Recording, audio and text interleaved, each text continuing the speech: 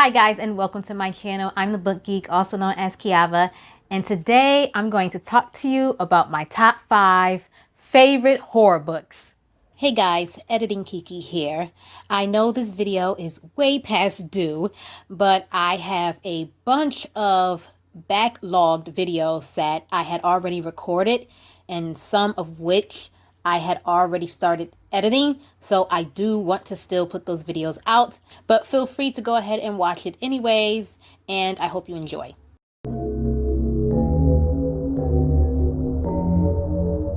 Of course, these are in no particular order. I'm not ranking them or counting up or counting down. I love all these books so much that, whatever. These are the top 5. The first book on the list that I want to talk about is Carrie by Stephen King. Now, most people out there in the world know what Carrie is about, but in case you don't, it is the story about a young girl who is being extremely bullied at school, and her home life isn't much better, and she possesses telekinesis powers.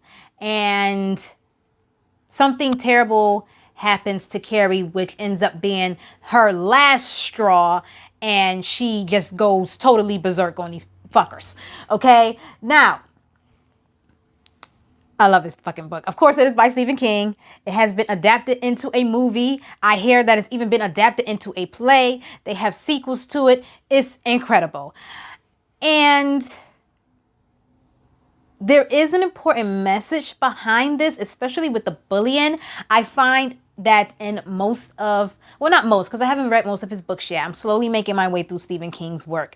But I find that in some of his books, there is some sort of bullying taking place. And I don't know all there is to know about Stephen King, but I'm wondering if he was also bullied as a kid. What I do want to say about this book is, if this was modern day, and if Carrie had a gun, she would have shot everybody in the school, basically. It would have been another school shooting. But instead, she had telekinesis power, so that is the way that she decided to get her revenge. And I don't know how to explain how a book that I love made me feel, but it's a book that I can always go back to. It's written in a series of like different articles and newspaper clippings. I really loved that part of the book, the format in which they used to tell the story. And of course, if you've seen the movie does not depict the amount of destruction that Carrie caused on prom night. Now, in the book and in the movie, I was always on Carrie's side. I know that is terrible to say because shit popped off. But, there's something to be learned from this story about the way that we treat people, the way that we treat other human beings. It's a deeper message behind that. Treat people how you would want to be treated. I know just recently I was talking to a friend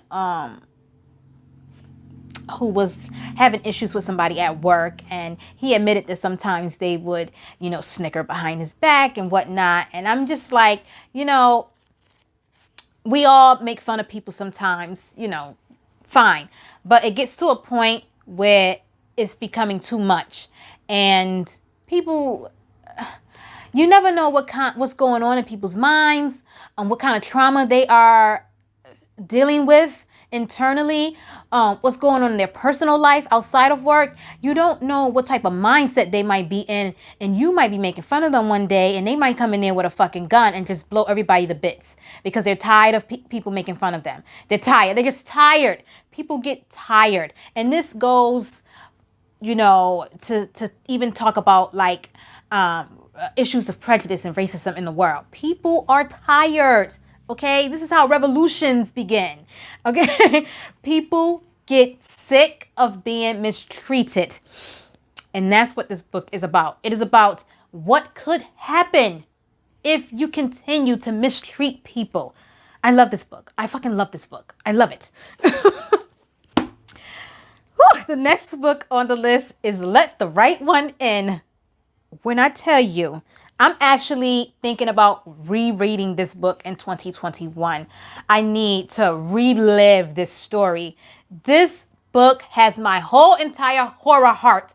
I love this book. It is a story, it is a vampire story. It is a story of a young boy who notices that the new neighbor girl that just moved in is a little weird, and he befriends her, and they're both sort of outcasts in their own right. He's being bullied, again, bullying. He's being bullied by his peers, and she is different as well. But there are different points of views that we follow, different characters that we follow throughout the story, and it all ties in and connects to one another. The story is just magnificent. It's heartbreaking at times. It offers a little bit of everything. It's going to make you angry. It's going to make you sad. It's going to make you laugh. It is remarkable writing. I don't know how to describe it.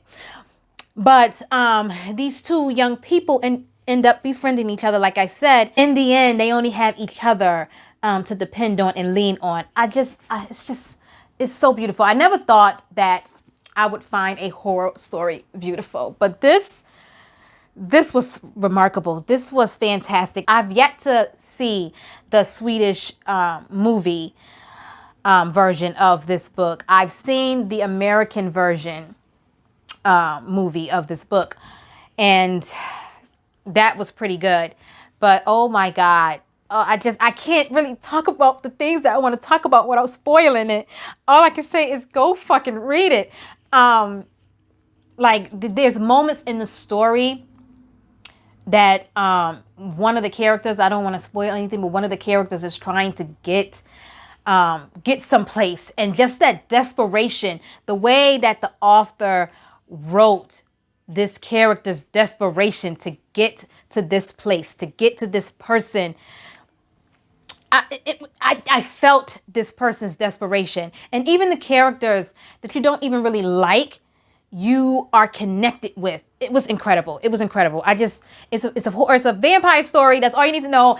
Just read it. You will not be disappointed. It's a long book, but when I was reading it, I did not want to put it down. I didn't even realize how long it was. It was magnificent. One of my favorite books. I really think I'm going to reread this one. It was so good. The next book on the list is one that I just recently read, and that is The Mist, another Stephen King book. I now love both the book and the movie.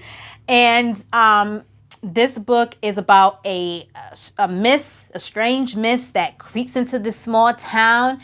And within the mist are these creatures.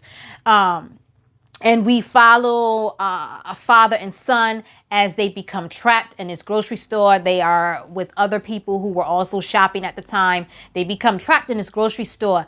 And it's one of those stories that, yes, there are monsters outside, real life creatures outside that are wreaking havoc, but the true monsters of the stories are the people, are the humans that are doing horrendous things. I love it when a story can do that. Like, we have this threat, but that threat isn't even the biggest problem. Love that.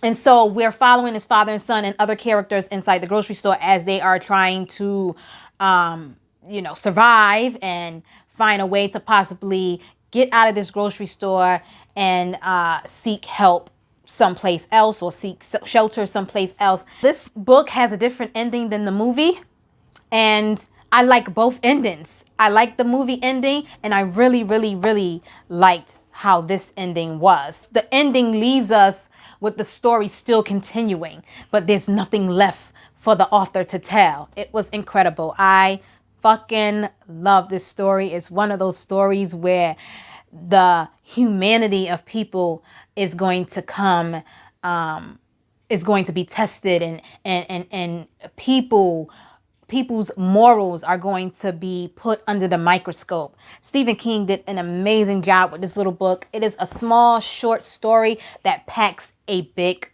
punch. The fourth book that I want to talk to you about is The Cabin at the End of the World. This one also I might reread because let me tell you, I was not expecting to like this book that much. I'm like, okay, I'm gonna pick this book up. I got it as an ARC. And when I tell you, I love this book and I would love to see it adapted into a film. Whoa, whoa, whoa. I was on the edge of my seat while reading this. So the story is about, we have a young girl who is staying at this cabin with her parents, Eric and Andrew, when a stranger approaches her and basically tells them that they need their help to help stop the end of the world. So then we have other characters that come in and invade on this family, and they tie them up. They're doing all these things to them. And at first you're reading this, you think it's just a basic home invasion story. And then you realize there may be something more going on here, that maybe these people might be telling the truth. Maybe there's more to what they're saying than we actually realize. Because you think like these people are just fucking crazy, But then things start happening and you don't really know. One thing about Paul Tremblay that I love, and this is why he's becoming one of my favorite horror writers, is he writes these stories that aren't exactly clear cut. His stories are often ambiguous, open to interpretation, and you really aren't sure, like, is this really what's happening, or are these people fucking crazy? Is this real, or is this something else? You really don't know. And he tells the story in a way for you to sort of come to a conclusion on your own. It's left open-ended. I just love the way he wrote this story. These people who have broken into their home are telling them that they need to do all of these things or these bad things are going to happen. It blew me away. It really blew me away. I just love this book so much. I actually might reread this one. This is an ARC, so I want to buy the final copy and reread it. It was amazing. It was scary. It was so terrifying. It kept me on the edge of my seat. I didn't know what to believe and what to think. And then even in the end, I'm like, what happened? Well, I need to know. But he doesn't tie the story up in a nice little bow for us. And that's one thing that I love. It was amazing. It was fucking amazing. Last but not least, another Stephen King book. I just realized I have 3 Stephen King books on this list. And that is, you guessed it, It. You guessed it. How much more can I brag about this story? I love this story. I'm totally obsessed with the characters, the story that Stephen King came up with. I feel like I haven't read all the Stephen King books, okay? But this is one of my favorites, okay? I think this is King at some of his best. I just love this villain that he came up with Pennywise, and how he can transform into your worst fear. The Losers Club, those children were amazing. It was so good. Terrifying, another terrifying story. In this book, if you don't know, I don't know how you don't know, this story is about a killer clown.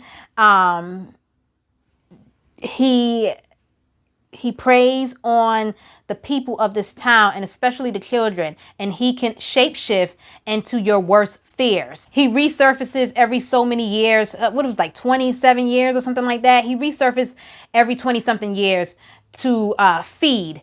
And this time he comes into contact with these group of children who decide that they are going to fight back and try to stop Pennywise, the dancing clown. And baby, when I tell you the world he created, that's why it took so long to describe what was going on. Because let me tell you something. I'm so glad he took his time with this book. This was a book that needed to be long for you to understand it and fully grasp what is happening. I just don't know how else to describe the book and how much I love it. Of course, the children of the Losers Club also experienced some bullying. It's just so much to take from this. This book actually, there are scenes in this book that actually brought me to tears. I never thought I would cry at a horror book, but of course Stephen King just brought it out of me. I love this book. I just can't explain my love affair with this story. Okay, guys, so those are my top 5 horror books. One of my goals for the new year is to read more horror. So I am hoping to discover some new favorites in the new year. These are all books that I would recommend to anyone who wants to get into horror. I hope you enjoyed this video of me just straight gushing over my favorite horror books and not really even telling you why, because it's hard to describe why you love a book so much. It just brings that emotion out of you. Now, if it was a book that I hated, I could tell you everything I fucking hated about it. But for some reason, when it's a book that I love, I just gush over it and just can't even put into words why I loved it so much. But there you have it. Those are my top 5. Don't forget to like and subscribe. Hit the bell for notifications. Let me know down in the comment section what are your top favorite 5 horror books, or just let me know some of your favorites in general. I will see you guys in my next one. Bye.